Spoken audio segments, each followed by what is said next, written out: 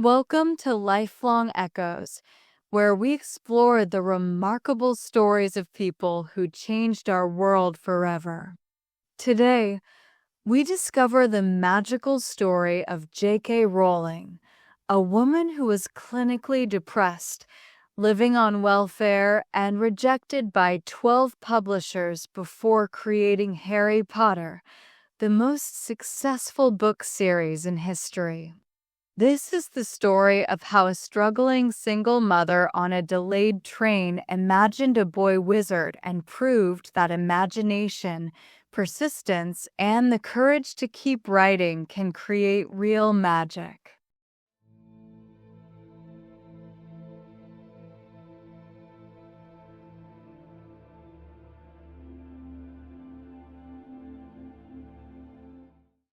On July 31st, 1965, in Yate, England, a baby girl was born who would one day create the most beloved wizard in literary history. Her name was Joanne Rowling, though she would later add the K to become JK Rowling, and though billions would know her best as the creator of Harry Potter. Joanne grew up in a modest home with her parents and younger sister. From her earliest days, Joanne loved stories. Her mother would read to her constantly, The Wind in the Willows, fairy tales, and adventure stories. By age 6, Joanne was writing her own stories. Her first complete story was about a rabbit called Rabbit who got measles and was visited by his friends, including a giant bee named Miss Bee. Joanne's childhood wasn't entirely happy. Her mother suffered from multiple sclerosis, a degenerative disease that gradually destroyed her ability to move.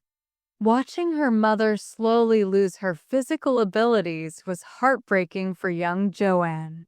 But it also taught her about courage, resilience, and the power of maintaining dignity despite suffering, themes that would later fill her books. At school, Joanne was shy but academically talented. She loved English class and spent lunch periods reading in the library.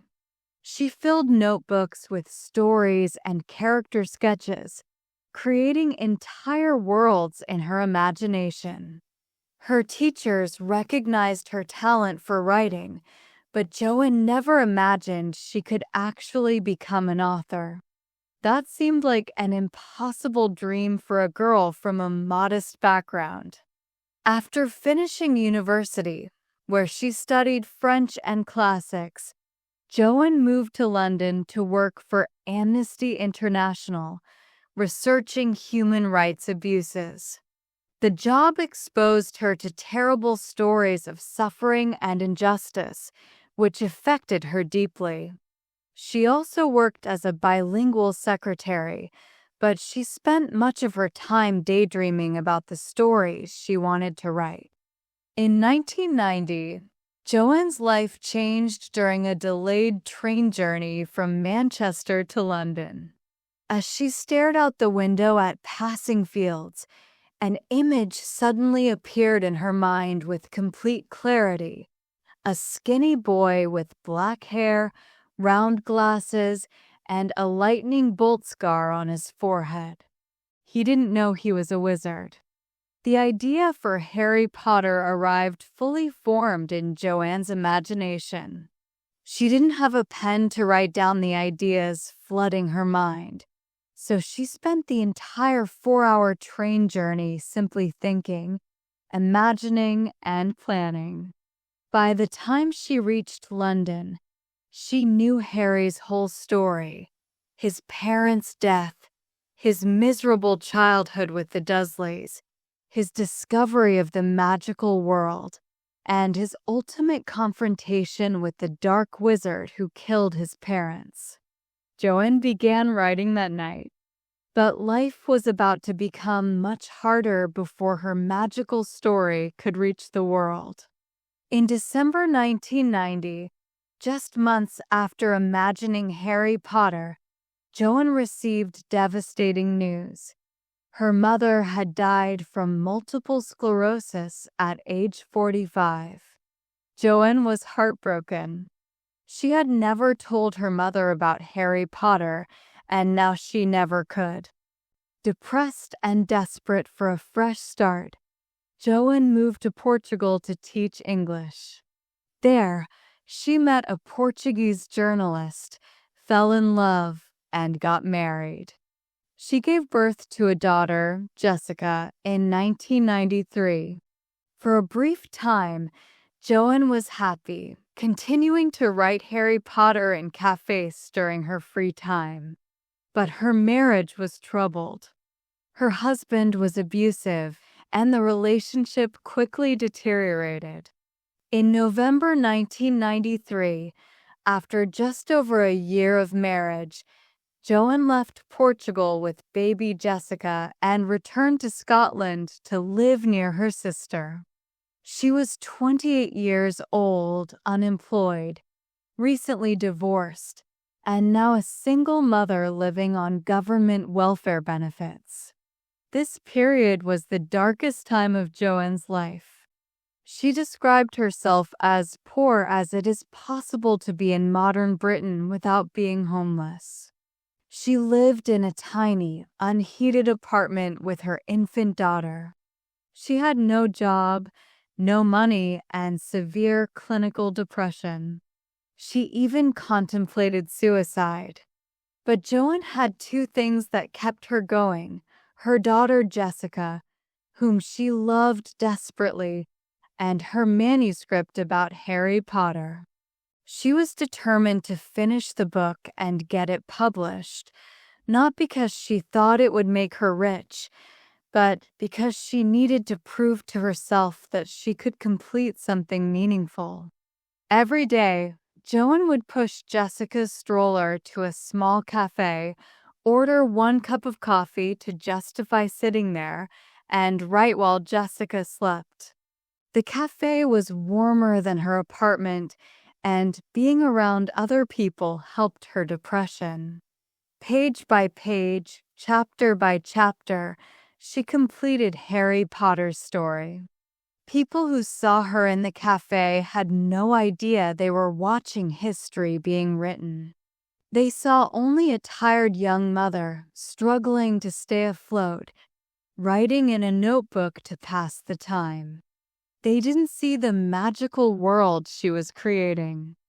In 1995, after 5 years of work, Joan finally finished the manuscript for Harry Potter and the Philosopher's Stone, called Sorcerer's Stone in America. She typed the entire manuscript on an old manual typewriter that could barely make legible letters. She couldn't afford to make photocopies, so she typed out 2 complete manuscripts, one to send to publishers and one to keep for herself. Joan sent her manuscript to literary agents, hoping someone would agree to represent her book to publishers. Agent after agent rejected it. The story was too long, they said. Children wouldn't read a book that long. It was too complex for children, but too childish for adults. It would never sell. Finally, the Christopher Little Literary Agency agreed to represent her. But the real rejections were about to begin. The agency submitted Harry Potter to publisher after publisher. 12 major British publishers rejected the manuscript. 12. They said there was no market for children's fantasy books. They said the story was too long. They said it wouldn't make money. Some rejection letters were kind. Others were dismissive. One publisher told Joan she should take a writing course. Another suggested she find a real job instead of wasting time on children's books. Each rejection was painful, but Joan refused to give up. Finally, in 1996, a small London publisher called Bloomsbury agreed to publish Harry Potter. The editor's 8-year-old daughter had read the first chapter and demanded to read the rest immediately.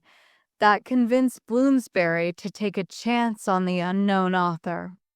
But Bloomsbury was cautious. They gave Joanne an advance of just £1,500, about $2,000, barely enough to live on for a few months. They printed only 1,000 copies of the first edition. They even suggested that Joanne use initials instead of her full name, Joanne Rowling, because boys wouldn't read books written by women. That's why she became JK Rowling. The K was for Kathleen, her grandmother's name, which she added to create the initials. Before the book was published, Joanne applied for a grant from the Scottish Arts Council to help support her writing. She received £8,000, which allowed her to keep writing full-time while living on welfare. This grant would prove to be one of the best investments in literary history. Harry Potter and the Philosopher's Stone was published on June 26, 1997. The initial print runs sold out almost immediately. Word of mouth spread rapidly. Children who read it told their friends. Parents read it to their kids and found themselves captivated. Teachers and librarians began recommending it enthusiastically. Within months, Harry Potter was winning awards and generating buzz throughout Britain. Bloomsbury quickly printed more copies. By the end of 1997, the book had won the Nestle Smarties Book Prize and the British Book Award for Children's Book of the Year. American publishers, who had all rejected Harry Potter when it was a manuscript, suddenly wanted to publish it in America. Scholastic won the rights for an unprecedented $105,000, a huge sum for a children's book by an unknown author. Joanne, who had been living on welfare just months earlier, could now pay her bills. But this was just the beginning. Harry Potter and the Chamber of Secrets was published in 1998 and immediately became a bestseller. Harry Potter and the Prisoner of Azkaban followed in 1999, and Harry Potter and the Goblet of Fire in 2000. Each book was more successful than the last. Something unprecedented was happening. Children were reading books that were hundreds of pages long and begging for more. Parents were reading the books alongside their children. Teachers reported that students who had never enjoyed reading were suddenly devouring Harry Potter books. Midnight release parties were held at bookstores, with children dressing up as wizards and witches. The publication of Harry Potter and the Order of the Phoenix in 2003 broke all records. It was the fastest-selling book in history, with 5 million copies sold in the first 24 hours. Harry Potter and the Half-Blood Prince, 2005, and Harry Potter and the Deathly Hallows, 2007, each broke the previous records. By the time Joanne completed the 7-book series in 2007, over 450 million copies had been sold worldwide in 73 languages. The books had been adapted into 8 films that grossed billions of dollars. Theme parks were being built. Harry Potter had become a global phenomenon. Joanne Rowling became the first author to become a billionaire from writing books. But money wasn't what motivated her. She had written Harry Potter when she had nothing, driven by her need to tell this particular story. The wealth that followed was almost accidental. Joan used her fortune to support causes she cared about. She donated millions to multiple sclerosis research in honor of her mother. She created a charity called Lumos to help institutionalized children worldwide. She gave large amounts to single-parent charities, remembering her own struggles as a single mother on welfare. She also became an advocate for the power of failure and persistence. In a famous speech at Harvard University in 2008, Joan told graduates, "It is impossible to live without failing at something, unless you live so cautiously that you might as well not have lived at all, in which case you fail by default." She spoke openly about her depression and mental health struggles, helping to reduce stigma around mental illness.